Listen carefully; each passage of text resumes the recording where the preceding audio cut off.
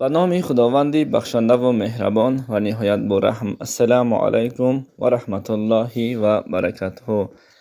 برادران عزیز و خواهران مهربان و از جمله هواداران شبکه کاروان امور، بر همه شما تنصیحاتی سلامتی خانه آبادی خواهان هستم.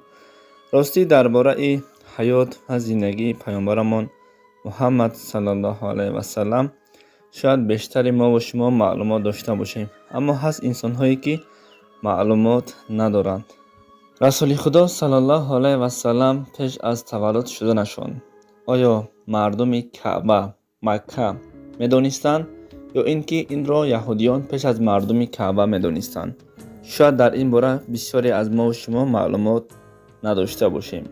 واقعیت فیل را هر یکی ما میدانیم، یعنی که ابرهه با 60,000 لشکر و فیل بزرگی که با نام محمود بود میخواستند که کعبه را با همان فیل بزرگ چپه گرداند. فیل ها همشان بزرگ میشوند، اما همان فیل های بزرگ در نزد فیلی که با نام محمود بود به مانندی، یعنی که فرزند فیل ها بر این نمایان بود.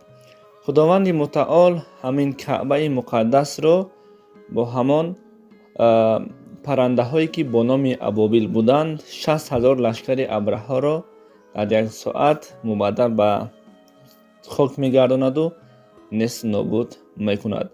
و پس از 50 یا 55 روز واقعیت فیل تولد شدن پیامبرمان محمد صلی الله علیه و سلم آمده است. پس از واقعه فیل تقریبا 50 یا 55 روز گذشته بود که با مقصد تجارت کردن یک مرد یهود که عالم بود به مکه آمد و به یک حالت خیلی بد گرفتار شد. این مرد یهود به نزد 3 نفری که نشسته بودند، اینها خشام، ولید و عتبه بود. این مرد یهود نزد اینها می آید و می گوید که امشب در بین شما یگان کودک به دنیا آمد. گفته پرسید. هیچ کس چیزی را پی نبرد. سؤالی بود که به مانندی از آسمان به زمین فرامده باشد. خشام حیران شده گفت تو چی ها گفته ایستاده ای مرد؟ این مرد یهود باز گفت مقصد من را خواهید فهمید، به من جواب دهید. امشب در بین مردم شما یگان کودک به دنیا آمد. خشام که در حالت مستی بود قهقه زده می گفت ای مرد، ما کودک تولد نمی کنیم. این گونه سخنها به این مرد یهود پسند نآمد. این مرد یهود گفت خشام، از بالای من نخند. امشب در آسمان یگان ستاره پیدا شد.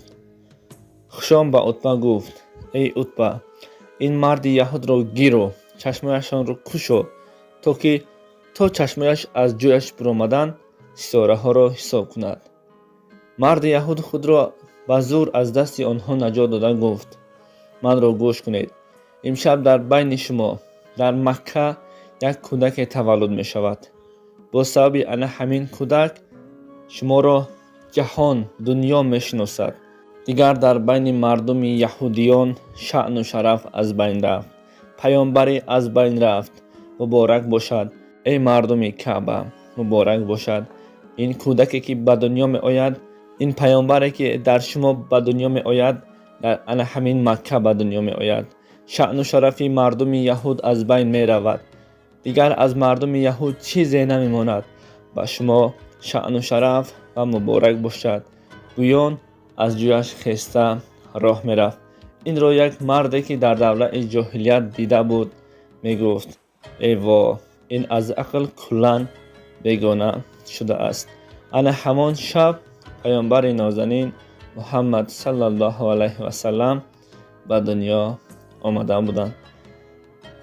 بینید که دوستان عزیز، مردم یهود مردمی بود که در همان سالها میدانستند که پیامبر آخرین، پیامبر بزرگ، پیامبری که سرور کائنات میگردد با خبر بودند. اما امروز مردم مکه، کعبه، مدینه را از پشت آن همین پیامبر نازنینمان حرمت و احترام میکنند.